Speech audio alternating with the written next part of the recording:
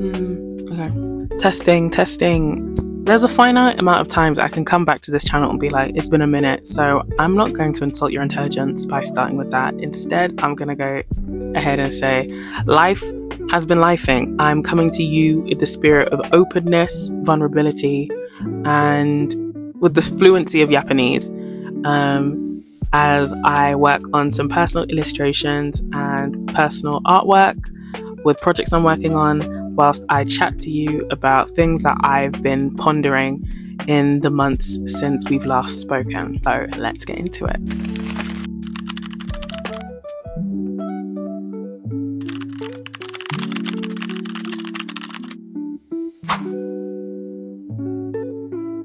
So, I've been really busy since October, which is not a surprise, but literally after I posted that video, I went on holiday and work kicked off like it's never kicked off before. I'm sure I could bore you with the details about everything that I've worked on, and I probably will another day, but this video is mostly talking about me trying to navigate being a working artist on social media, trying to put forward my own personal creative projects, and the difficulties that come with kind of being visible and vulnerable with your work, and trying to navigate the new hostile landscape of being a digital artist online and trying to earnestly put forward original stories in a cynical artistic environment. Maybe this is just me. Either way, I have worked on my own stories, and in the last video I uploaded, which was 7 months ago, mind your business, I said that I was really excited, and I am, but it's something that I didn't really realize as I did it was, one, how many people I know follow and engage with my stuff, and the second is, oh god, I have to talk about my characters. And maybe this is just me, maybe I'm projecting, but I feel like whenever you engage with somebody's work, you can really kind of see them, or you can understand the creator through the stories that they choose to tell and how they choose to tell these stories. And all of my characters, all the stories that I choose to tell are queer. And, you know, my experience with that publicly is that it's very much need to know, and it's all just a bit tricky, really. I don't know really how to talk about it, and that makes it difficult for me to share stuff about it. And it sucks because I really care about the story I'm telling, and I think it's good, and I think it's interesting, and I think the art is gorgeous, and I really like my characters. They are like my kids. But just being like, hey, this is what I've made, and these are who they are, is really hard. And also trying to get people to care. That's another thing. I struggle with it. I don't know how people do that, get people to care about their characters. And I think it's a consequence of putting these characters in front of people, or making comics, or making them relatable. But I do feel like part of that just cheapens it. And I've seen discourse on social media about artists, in order to get attention, you have to constantly make memes or jokes.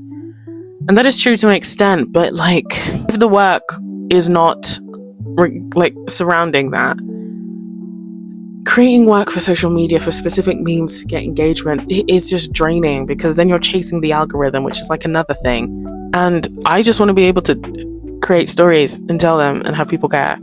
And I don't know how to do them. I don't know how to make people care.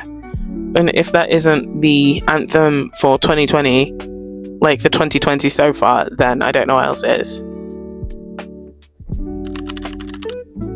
But if you want to spiral about your creative output and regularly have breakdowns about your ability to be effective as an artist and maintain your creative spirit, you should do so whilst wearing an hoodie, because it takes away 90% of my problems. They have pajamas, socks, coats, outdoor coats, and also their signature hoodies, which is a blanket hoodie, and it is the best thing I've ever purchased, and I would really recommend that you'd purchase it too. I would not ever take a sponsorship if it was not something that I use constantly or engage with all the time. I'm constantly in this hoodie. 15% off at checkout. Cozy art. Thank you.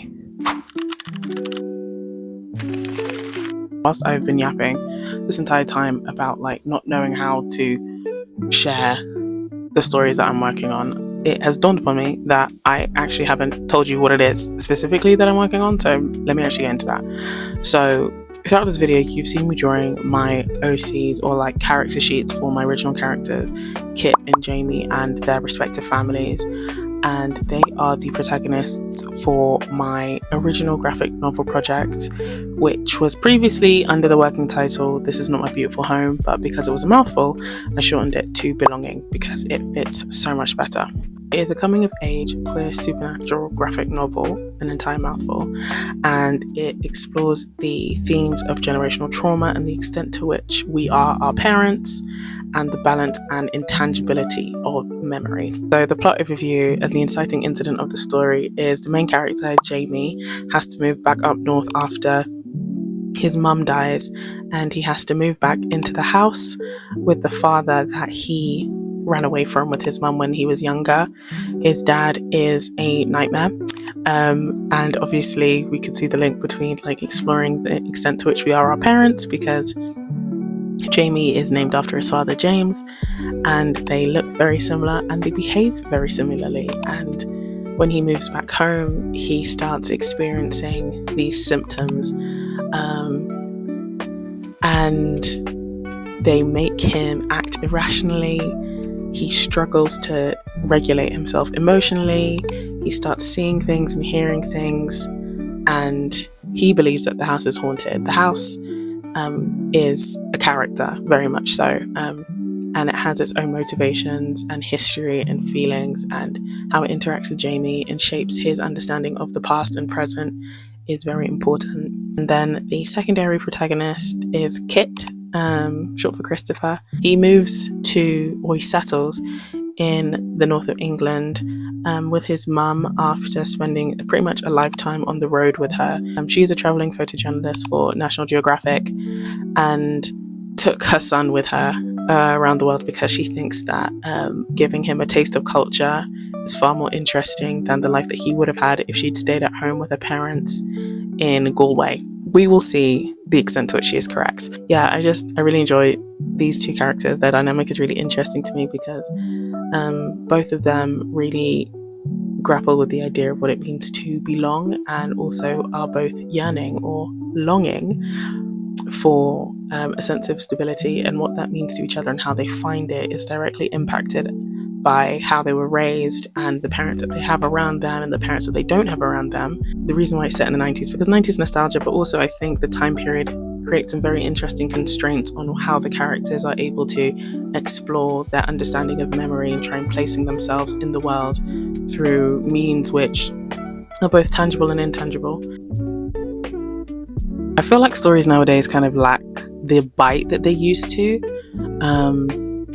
which is, I think, why I've started creating my own stories, because I feel, not necessarily perceive, but I feel like there's a gap in the market when it comes to stories that I feel are able to access characters or access audiences in a deep way.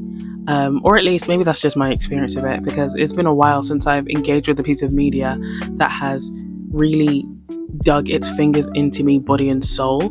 There's a difference between like being fixated on a piece of media, or like it ticking all my boxes in terms of tropes, or just I find it really fun, or it's a hyperfixation, like I said. But I feel like a lot of what is being produced nowadays is kind of produced in a way that actively does not try to engage audiences beyond taking their attention or getting their attention. I feel like a lot of media nowadays is mostly focused on making sure that they have your attention and that it's something which can occupy the noise in the back of your mind rather than affect you deeply on an emotional level, on a cognitive level. Maybe this doesn't apply to media that I'm interested in producing, but I know that the Netflix model is a thing, which is where Netflix will give notes to a filmmaker or a showrunner or a creative who is trying to get their work out there, and they will suggest rewrites or changes that a creator can make so that their work can become content, background noise, encouraging people to dumb down their work or to over explain it so that people who aren't fully paying attention can still follow along. And I feel like that is something which is creeping into all media nowadays, a kind of flattening of the intentions and emotions and decisions and just creativity that goes into a lot of work, for the sake of making it digestible and consumable. And as it relates to being an artist, a freelance artist who has to put their work on social media in order to be seen and to put your stories out there in order to gauge interest and also just to share your work, that's something that I feel like I'm coming into contact with more frequently these days.